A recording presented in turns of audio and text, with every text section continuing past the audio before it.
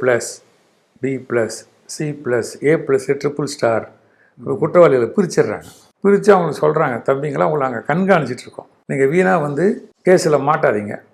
மாட்டினால் தவிர்க்க முடியல அப்படின்னா நீங்கள் திருப்பி தாக்குனீங்கன்னா நாங்கள் எங்களுடைய இதை தான் நம்ம அருண் மிஸ்டர் கமிஷனர் என்ன சொன்னார், அவர்களுடைய பாஷையில் பேசினான்றார்.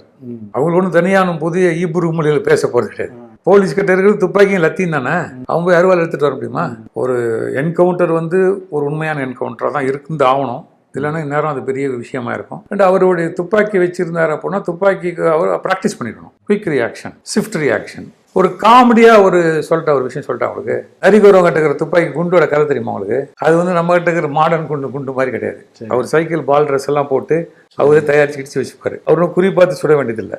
ஒன்று அடிச்சு துப்பாருன்னா ஒரு பூ மாதிரி பறக்கும். அங்கே அந்த ஏரியாவில் ஒரு 15 பேர் 10 பேர் இருந்தாலும் 10